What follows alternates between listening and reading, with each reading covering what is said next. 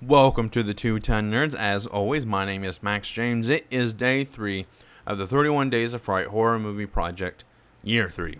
It's October 3rd, 2014, and the horror movie of the day is Slither, directed by James Gunn, who also directed my favorite movie of 2014, Guardians of the Galaxy. But I'm not here to talk about that movie. I'm here to talk about Slither. I'm kind of pressed for time, so I'm going to jump right into telling you what you need to know about this movie. The first up is the plot. It's about this bug-like creature alien has crash landed on Earth in this very small wooded town and has taken host in one of its residents.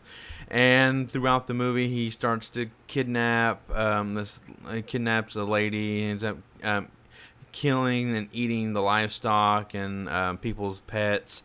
And so the police are out there hunting an unknown creature, basically, at this point. But so when they finally reveal that he kind of has a pattern of stealing the livestock, they set up an ambush to get the woman back home because the woman has a child, and plus can't go around kidnapping people.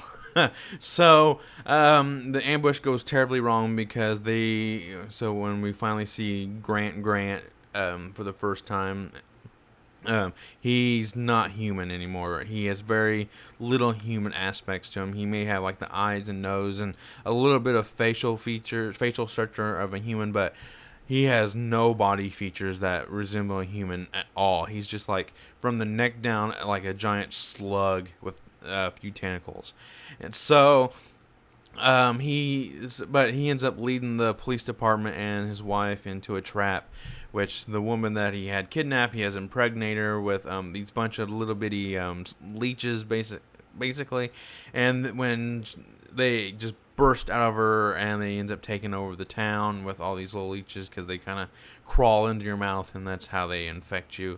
And they're all connected like the Borg, basically. If one townspeople sees another, they'll know where everyone's at, and they'll know everything that's going on in town. And so the police department figured that out, and as well as this little girl who has been semi-infected, but she fought off the little leech, and she knows what these aliens have been doing this for thousands of years, just going from planet to planet and doing this.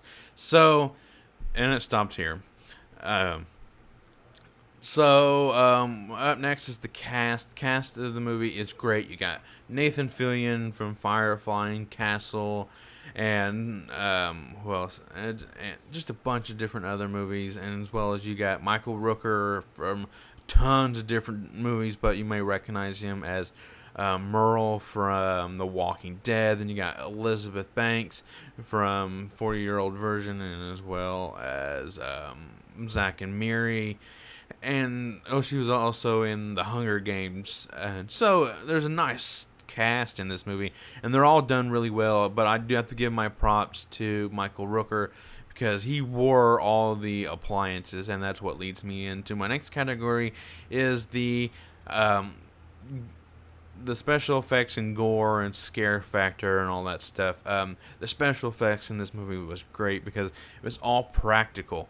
And that's what I really liked. I really do enjoy the practical effects rather than the CGI effects when it comes to horror movies. Action movies I can understand, but horror movies I like to see it done more practical. And then the gore, there's some pretty cool gory moments in the movie, especially when the lady kind of blows up and reveals all the leeches or slugs.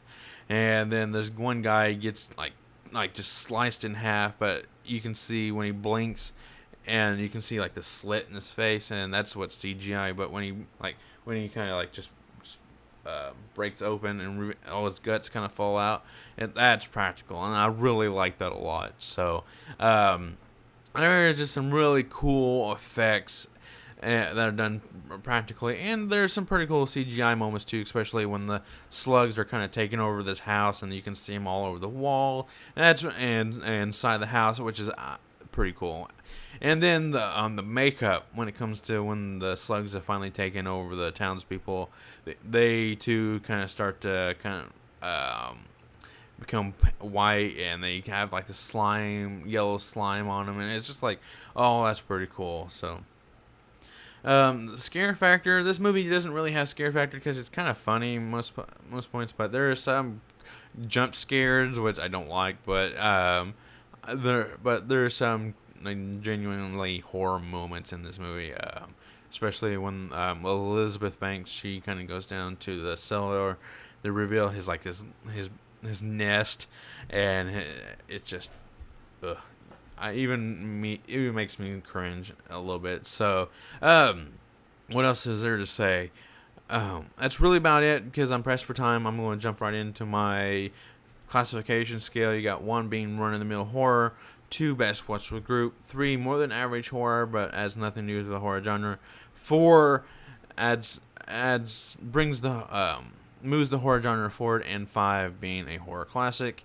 And I have to say, as much as I love this movie, actually, well, let me think about that again. I think it's a 4. It does move the horror genre forward a little bit because it does. All right, well, you know what? Fuck it.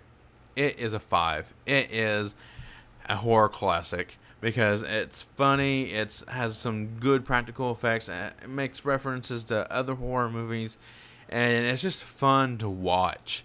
So it's just a good horror movie that will stand the test of time because Nathan Fillion and Elizabeth Banks and Michael Rooker. So that's really all I gotta say. My name is Max James, and I'm gonna go geek out.